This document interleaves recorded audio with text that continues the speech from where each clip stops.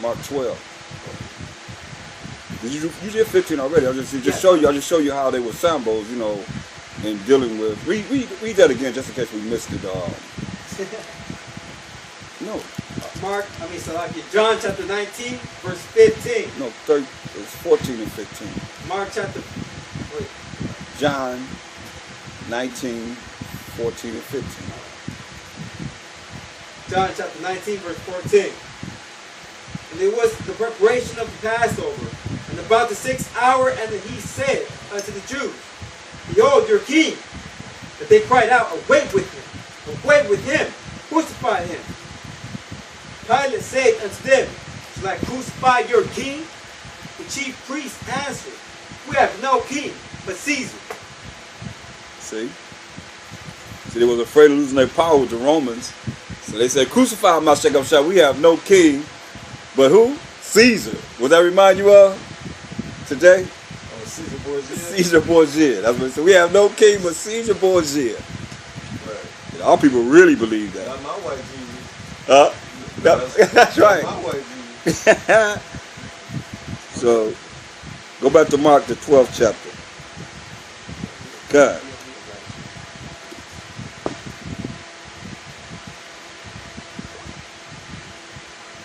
Y'all right on the conference call?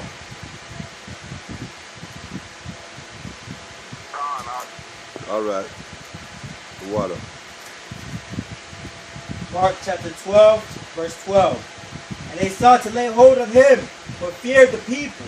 For they knew that he had spoken the parable against them. And they left him and went their way.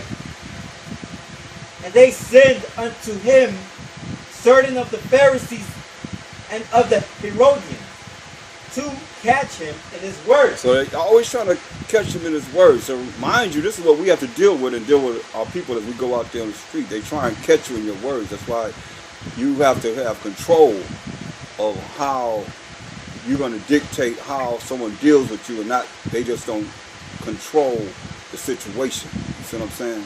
You don't have to deal with everything. Let the ignorant be what? Ignorant. Kind. You know what I mean? So you have to control what you deal with and how you're going to deal with it. Read. And when they were come, they say unto him, Master, we know that thou art true, and carest for no man, but thou regardest not the person of men, but teachest the way of the Most High in truth. Is it lawful to give tribute to Caesar or not? Remember what they said? We already, this is the spirit, because they already said, who's their king? Caesar. Right? So now they come back and say, hey, is it right to give tribute or pay taxes to Caesar or not? Trying to catch him up in his words, right? Is it all right to pay taxes? Read. Verse 15. Shall we give or shall we not give? But he, knowing their hypocrisy, said unto them, Why tempt ye me? Bring me a penny, that I may see it. So bring me a penny that I might see it, read. And they brought it. And he saith unto them, Whose is this image and superscription? And they said unto him, Caesar. He said, this is Caesar's image on this penny, read. Mashiach Yahushua answering said unto them, Render to Caesar the things that are Caesar's, and to the Most High the things that are the Most High. And they marveled at him. Right. So he said, hey, you render to Caesar the things that are Caesar's. Right? Remember one time they said, why don't pay taxes? Why don't pay? Maybe he told them to go out there and get the money out of the fish mouth. To pay what? Taxes. They have things going on. If you don't have any means of monies coming in, then you don't need to pay no taxes, right? Why you paying taxes? You pay taxes. You just pay taxes. You don't have no money. You ain't making no money. How you gonna pay taxes on something that you not even making, right? So they had monies coming in. That's why he said, go get the money. That's why he said, render to Caesar what is Caesar's, and render to the Most High the things that are Most High's. Verse 18. We just about finished, but go ahead. St. Mark chapter 12, verse 18. Then come unto him the Sadducees, which say there is no resurrection. And they asked him, saying. So now, this is the Sadducees. Now you understand this too. We have all these different spirits in our nation that are here now. You see what I'm saying? You got the chief priest spirit, you got the elder spirit, you got the scribe spirit, you got the Sadducee spirit. They don't believe in regeneration. They don't believe in reincarnation. That's what it's saying. They don't believe in that. So when you catch somebody that don't really, they can't really gasp the fact that Mashiach Yahushua said the spirit of John the Baptist is the spirit of Elijah. He said that, but they believe in the Most High and the Mashiach Yahushua, but they can't accept that. This day, I've seen it. So I'm saying they have a hard time seeing this because they those same spirits of that Sadducee type of spirit that's back on this earth now. You see? So like you got the Essenes, you have all these different ones that's of the Israelites that was of old. Still here today. Was something new under the sun. Ain't new under the sun, man. So that's when you see someone like this, you know that's the kind of spirit that they rolling with. But read. Master, Moses wrote unto us, if a man's brother die and leave his wife behind him, and leave no children, that his brother should take his wife, and raise up seed unto his brother. That's the law. Like if you have a brother and he died, he get married, he's married, and this woman's capable of bringing forth seed or a baby, and if he died without bringing forth seed or a child from that woman, then his brother's supposed to take that woman on and bring seed for his brother's name. You see, that's the law. That's what they're talking about. Get Deuteronomy 25 and 5, I think.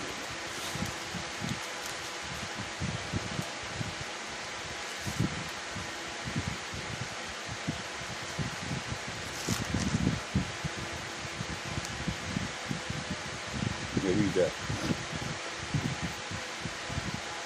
Deuteronomy chapter 25, verse 5. If brethren dwell together, and one of them die, and have no child, the wife of the dead shall not marry without unto a stranger. Her husband's brother shall go in unto her, and take her to him to wife, and perform the duty of a husband's brother unto her. So listen. So how is that? You already married. You already got a wife. You already got children. You already got a family. And your brother died, but he didn't have any children. But I thought you can't be married but to one woman.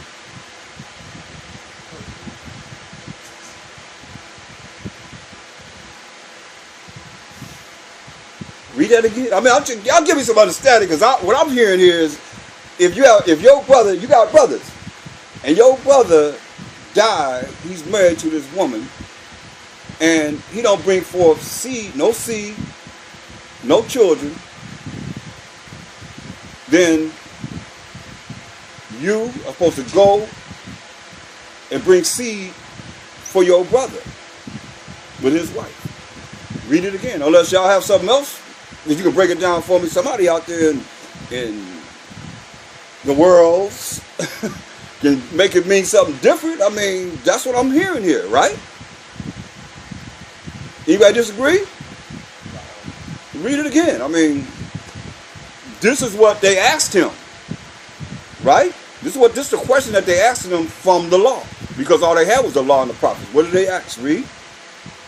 Deuteronomy 25 and 5. The brethren dwell together, and one of them died, and had no child. The wife of the dead shall not marry without unto a stranger. Her husband's brother shall go in unto her. You would say go in unto her, that means have sex with her. Have sexual intercourse with her. Go in unto her, read. And take her to him, to wife. Right, take her to be his wife, read. And perform the duty of a husband's brother unto her. This is the duty of a husband's brother unto her.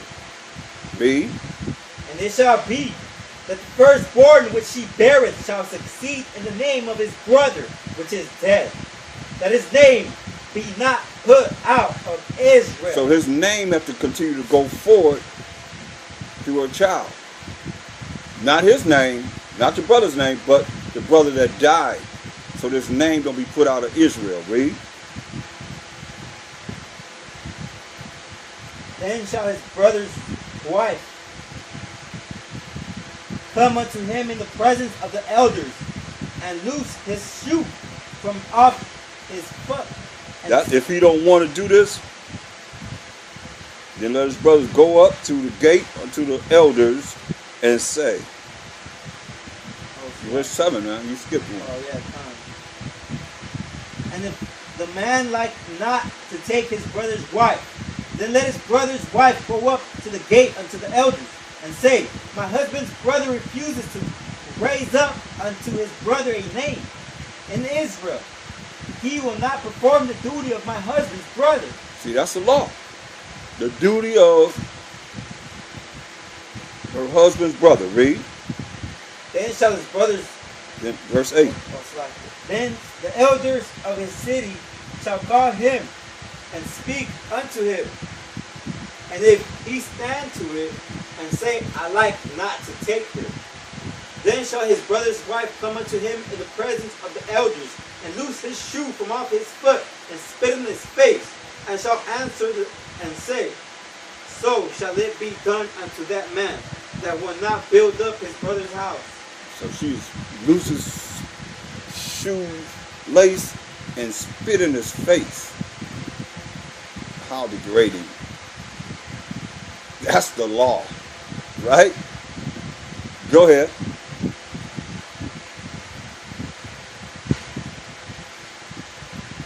Verse 10. And his name shall be called in Israel, the house of him that hath his shoe loose. Right. So you know, he called the house of him that have his shoe loose. You know, he didn't do the proper commandment, right? He didn't lock into the commandment on the both sides. Go back to Mark 12, verse 19. Mark chapter 12, verse 19. So remember, they're trying to catch him up in his word, but read. Master, Moses wrote unto us, if a man's brother die and leave his wife behind him, and leave no children, that his brother should take his wife, and raise up seed unto his brother. Right, so that's what we just read in Deuteronomy 25 down, read. Now there were 7 brethren, and the first took a wife, and dying left no seed. There were 7 brothers, and the first took a wife, and she died and left no seed. Go ahead. And the second took her, and died, neither left he any seed. And the third likewise. So each one of these brothers are having, sexual intercourse with the first brother that dies wife, but they have bringing forth seed, right? And the 7 had her, and left no seed. That's the father woman died also. In the resurrection, therefore, when they shall rise, whose wife shall she be of them? For the 7 had her to wife. So they're asking, okay, in the resurrection, whose wife shall she be? Because all 7 of these brothers had her to wife. Read. And Mashiach Yahushua answering said unto them, did ye not therefore err? Because ye know not the scripture, neither the power of the Most High? So you err, not knowing the scriptures, know the power of the Most High. Read. For when they shall rise from the dead, they neither marry, nor are given in marriage, or are as the angels which are in heaven. So how is the angels going to have sexual intercourse with women? Yes. That's I guess Genesis 6 and 2. I know, all day long, 24/7. He said they neither, because marriage is consummated by what? Sexual intercourse. Even in this world, if you get married and you go on your honeymoon, and you get in an argument, you start to fighting and whatever, you don't have sex, you go before the justice of the peace or whatever they call them, the judge, and he gonna ask you, so we just got married, I don't want to be with her, I don't want to be with him. Did you have sexual intercourse? You say no. So no. Even in this world. You see? So they asking, whose wife shall she be in the resurrection? And he said what? He says, For as touching the dead, that they rise. Have you not read in the book of Moses? Where we at? Verse 25. For when they shall rise from the dead, they neither marry nor are given in marriage, but are as the angels which are in heaven. See? So ain't no angels having sex with no women.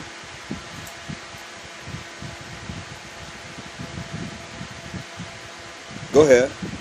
And as touching the dead, that they rise, have ye not read in the book of Moses, how in the bush, the Most High, it's like it, how in the bush, the Most High, Shai spake unto him, saying, I am the power of Abraham, and the power of Isaac, and the power of Jacob. Right. See? He's not the power of the dead, but the power of the living. Ye therefore do great error. That's right, man. Y'all understand that? Most High is not the power of the dead, but of the living. So when you die, your flesh go back to the earth. And your spirit go back to the Most High, who gave it. And then he brings the spirit back on the earth to renew the earth in new fleshly bodies. Understand? Not the same mother and father, father and mother, but a different father and mother. But that spirit, it's a spirit that keep coming back. That's why we have mentioned it. This is because I mentioned. Go to Matthew 11 and 12. I think that's it.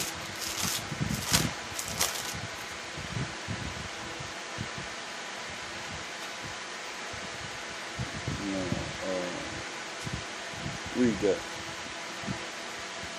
Then we're going to close up. Matthew 11 and 12.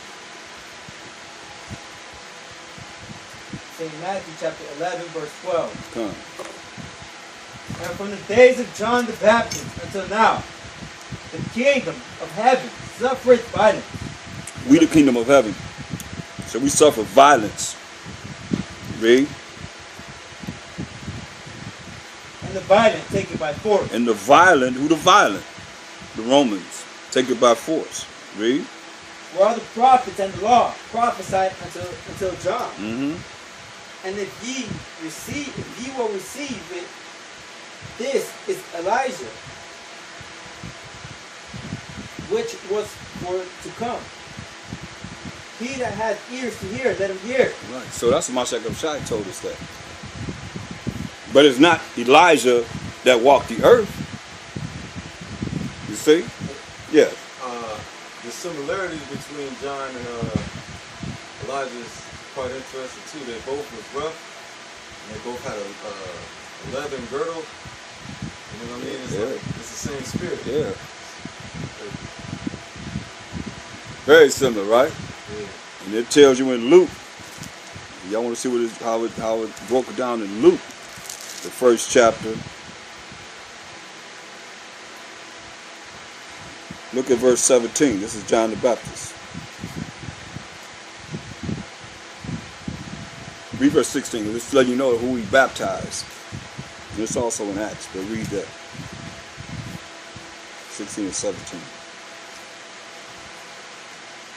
Luke 1, 16 and 17. Luke chapter 1, verse 16.